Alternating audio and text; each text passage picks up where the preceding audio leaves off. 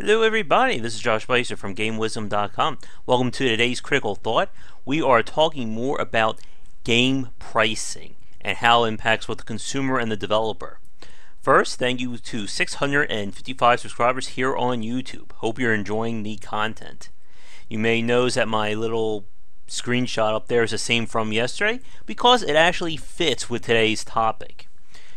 I made my post on Game Wisdom regarding the ugly truth of game pricing. Should be somewhere over here by now. And in it, I talked more about sort of the state of what it means to price video games.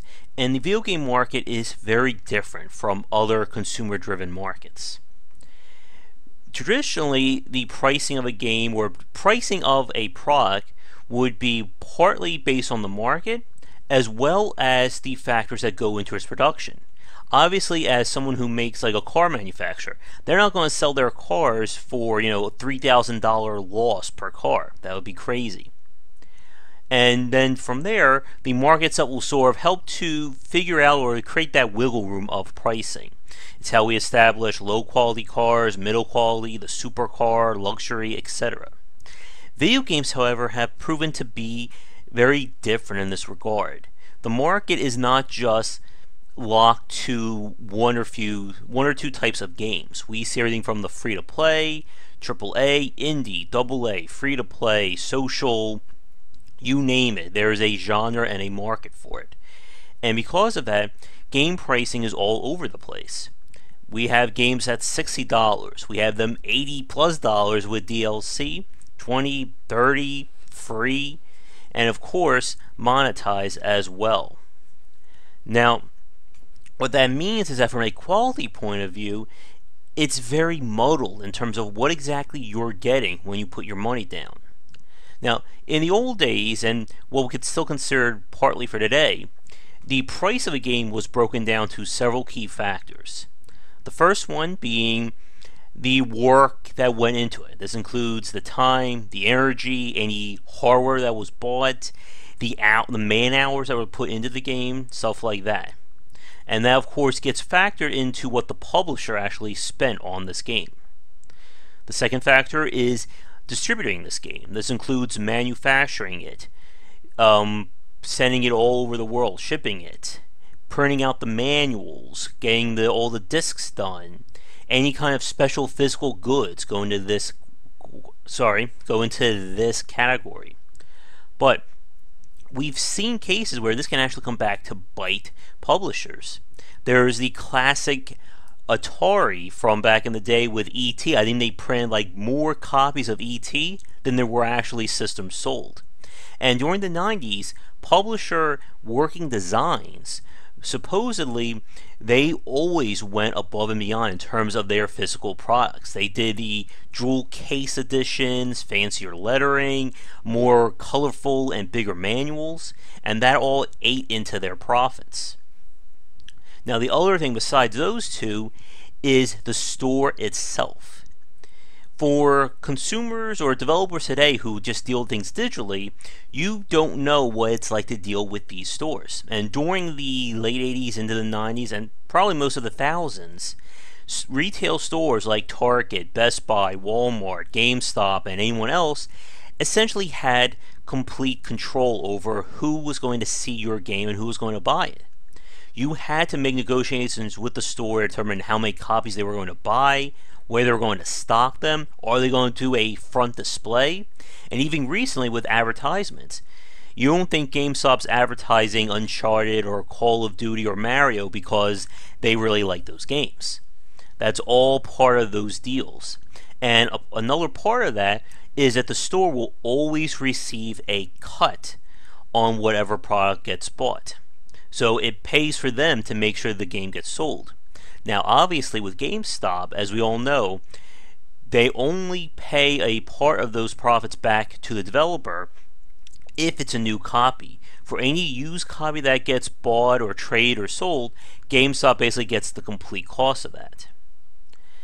And those factors pretty much led into this state of game pricing. And back in the day, there weren't a lot of games being released. I remember back in the early 90s spending like $80 to $90 on many of the Super Nintendo games. And again, this was back in the day where you didn't have the internet. You didn't have indie titles. You didn't have this huge backlog. You bought a game, that was it for a good 2 to 3 months. So as we all know, things have certainly changed.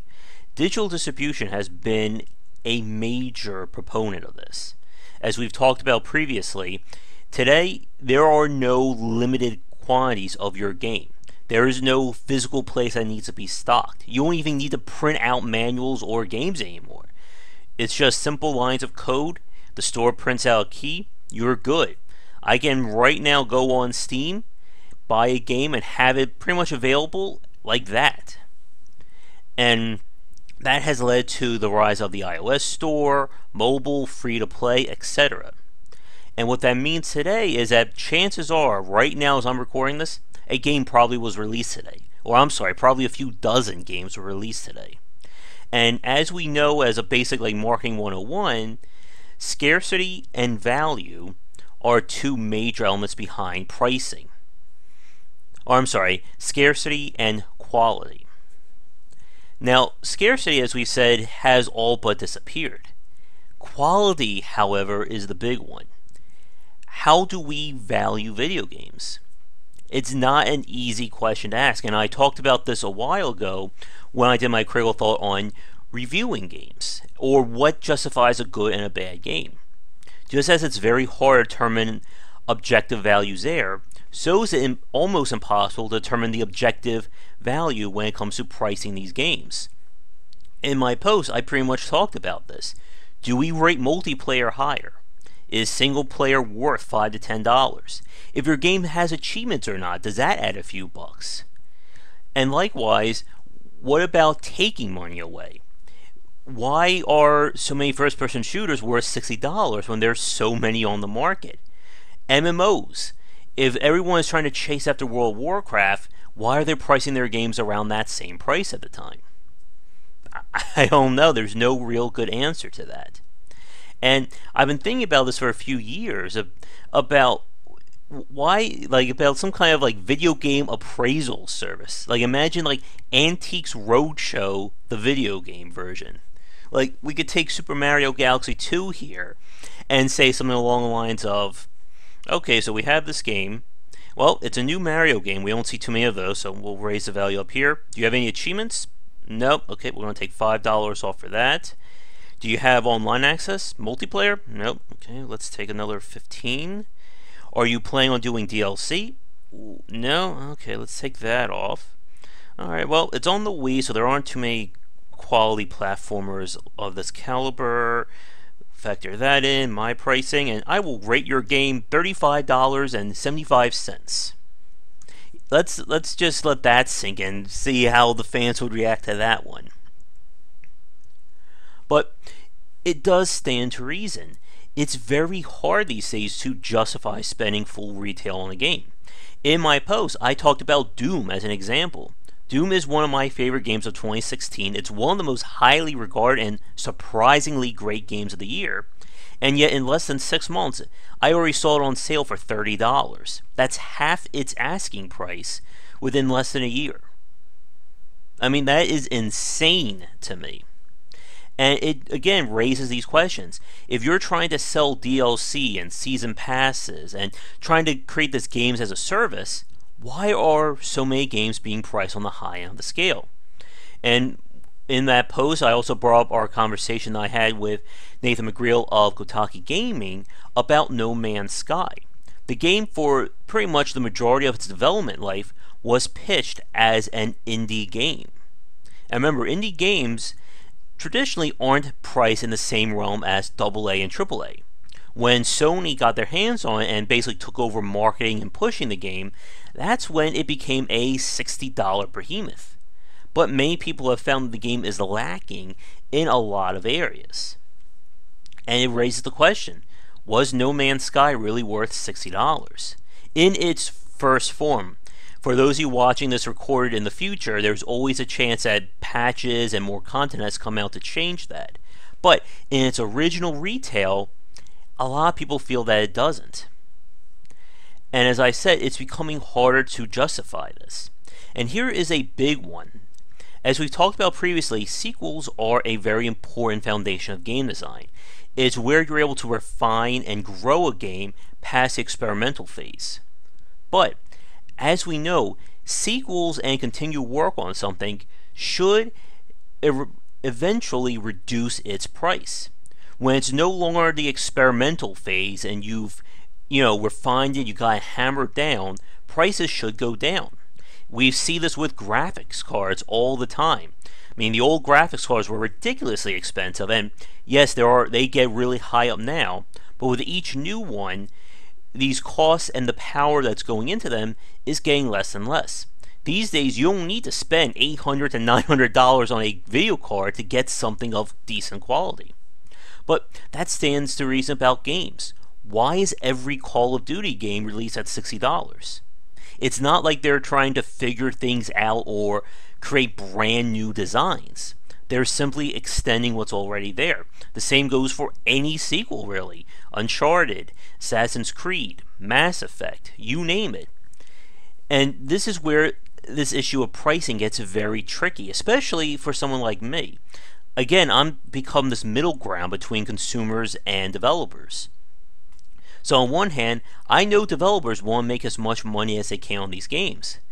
But in the same breath, I know consumers don't have several $100s of disposable income each month, or shall I say even each week, for every new game that comes out. And at some point, something's got to give. Either consumers need more money, or developers need to lower their prices. But even with that said, that raises even more problems. And I mean, hell, we could spend another 20-30 minutes talking about this. But as we've seen, many consumers have been conditioned by sales, mobile, free-to-play, to not buy games for a lot of money.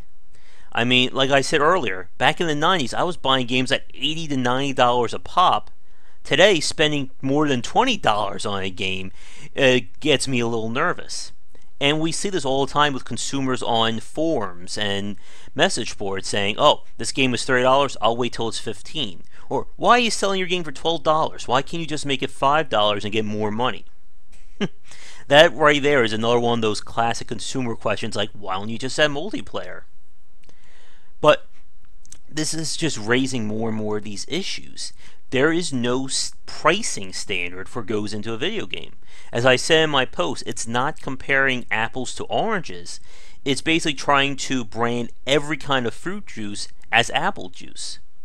So you have consumers seeing a game like Doom in the same way they see a game like Stardew Valley, or the same they see a game like Farmville, or Uncharted, or Mario, or anything like that.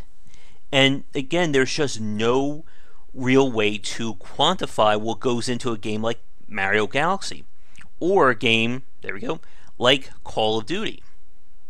Many people see these things as the same thing. It's what we see with car manufacturing. While different car manufacturers have different styles, they have different body types and options, it's still the same basic thing. Every car needs to have the same standard features, the same standard cost that goes into them. But with video games, there is nothing. Again, playing Super Mario Galaxy 2 is not the same as playing Final Fantasy, or Borderlands, or Renowned Explorers. And that just makes it very tricky to try and create a valuable or a viable price for them.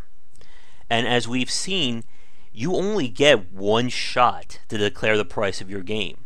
You can go down. You can certainly say start at 20 and maybe drop it down to 15. But you can never go up, with rare exception. And that's what we see with the early access model of essentially you're getting an early adopter bonus. So I buy the game at $5, and then when they add all this new stuff, it's going to go up to $10.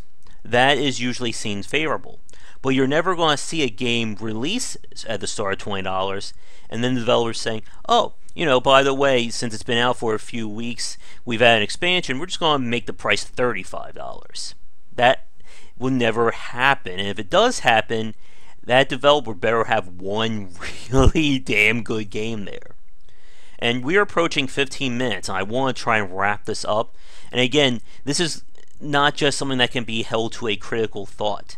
When you tune in tomorrow, hopefully, to Game Wisdom Live, we're going to be talking more about this with a small panel.